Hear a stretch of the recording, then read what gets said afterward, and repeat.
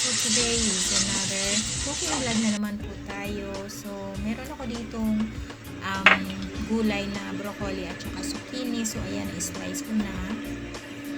At saka itong garlic.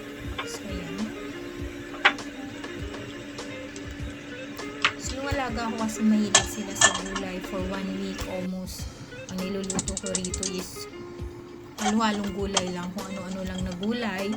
Basta 3 kinds, every time nakakain sila. So kahit anong lutong gulay ko lang, okay lang.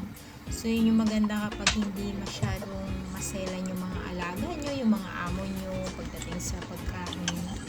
So hindi ka mahirapan mag-isip. Pero minsan nauubusan ka rin ng isipin kung ano lulutuin, lalo na itong mga alaga ko gusto talaga nila puro gulay lang. 3 kinds ng gulay, every time nakakain sila. So once a week lang ata sila nag-meet dito, kaya ayan, puro lang gulay. So ayan, sinutik ko muna yung ating broccoli. So inuna ko muna kasi para yung zucchini medyo crunchy pa siya. Kaya last ko siyang nilalagay. Then lagay na natin yung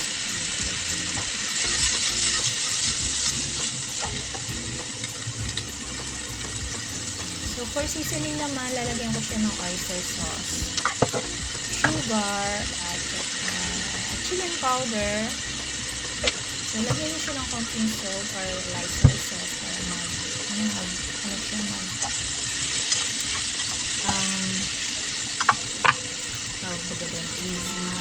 balance yung taste.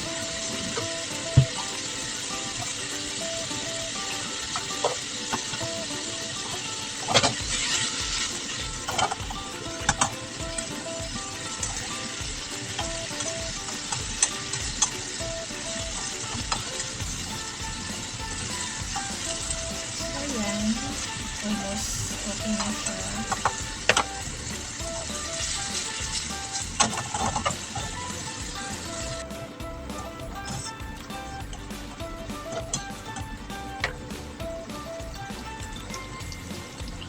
Then, yan, lalagyan ko siya ng konting cornstarch water. So, sinulit ko siya.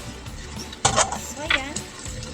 Isa seconds and then ready na. Lalagay na natin sa serving plate. So, ganun lang kadali magluto ng mga gulay-gulay. So, for the mga seasonings, depende kasi sa mga amo yan.